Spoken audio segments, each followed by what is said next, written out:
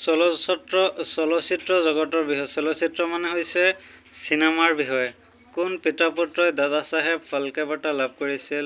পৃথ্বীৰাজ কাপুৰ 1972 চন আৰু ৰাজ কাপুৰ 1988 চন। ভাৰতৰ প্ৰথম চিনেমা হলটোৰ নাম কি? এলফিনষ্টন পিকচাৰ পেলেচ, কলিকতা 1905 চন।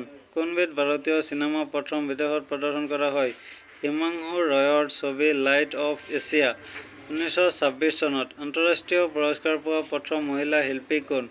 নাৰ্গিছ দত্ত। তেওঁ 1958 চনত মাদাৰ ইণ্ডিয়া ছবিৰ বাবে কাৰ্ল বেৰী বঁটা লাভ কৰিছিল। ভাৰতত প্ৰথমে প্ৰদৰ্শন কৰা চলচ্চিত্ৰ কোনখন? 1896 চনৰ 7 জুলাইত লুমিয়েৰ ভাতৃদ্বয়ে পোনপ্ৰথমে বিদেশী নিৰ্বাক চলচ্চিত্ৰ এখন মুম্বাইত প্ৰদৰ্শন কৰে। ভাৰতীয় কথাছবিৰ প্ৰথম শব্দ সংযোগ কৰা আংশিক সবাক ছবি কি কি? বাসু চেটাৰ্জীৰ ৰজনীগন্ধা চোৰ। একেবাৰে পুৰুষ চৰিত্ৰ বৰ্জিত মাথো নাৰী চৰিত্ৰৰ ছবিখন কি? ৰুক্মাৱতী কি হাভেলী। ভাৰতৰ প্ৰথম কাৰ্টুন ছবিখনৰ নাম কি? বাবু।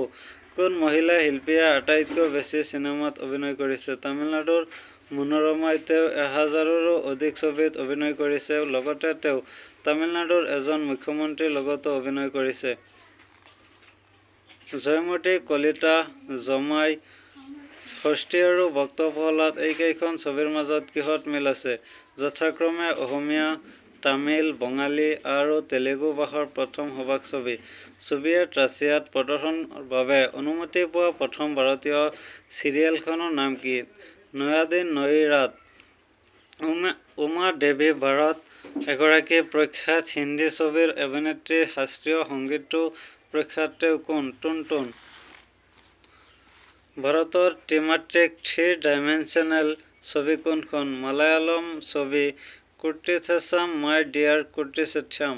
ভাৰতীয় কথাছবিত প্ৰথম দ্বৈত ভূমিকাত কোনে অভিনয় কৰিছিল? মাষ্টাৰ বিথল ছবি প্ৰিজনাৰ অফ লাভ 1927 চন।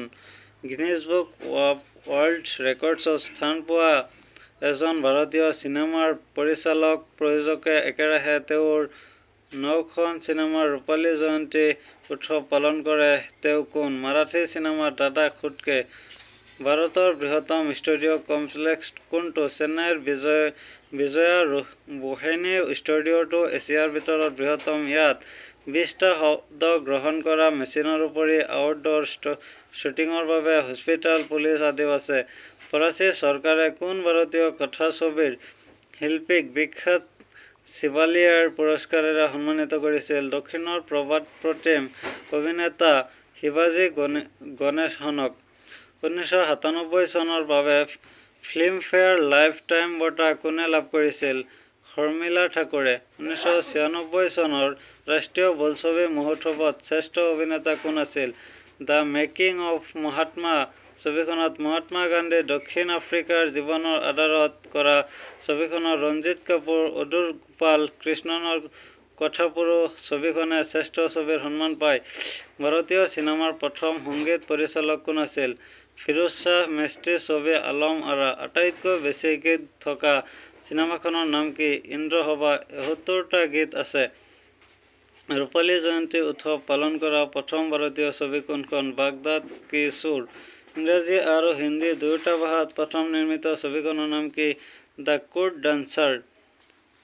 উত্তৰ পূৰ্বাঞ্চলৰ সন্ত্ৰাসবাদী কাৰ্যকলাপক আধাৰ কৰি নিৰ্মাণ কৰা 1998 চনৰ এখন আলোড়ন সৃষ্টি কৰা চিনেমাৰ নাম কি? বিখ্যাত চিত্ৰ কুহিনী। লেখক পৰিচালক মণিৰত্নমৰ মিল দিলছে। অস্কাৰ বঁটা লাভ কৰা আটাইতকৈ কম বয়সীয়া অভিনেতা কোন? শ্বাৰ্লে টেম্পল 6 বাৰ। আটাইতকৈ বেছি অস্কাৰ বঁটা লাভ কৰা কথাছবিখনৰ নাম কি? টাইটানিক 11টা অস্কাৰ। সৰ্বাধিক অস্কাৰ বঁটা লাভ কৰা অভিনেত্ৰী কোন? কেথেৰিন হেপবাৰ্ণ প্ৰয়াত।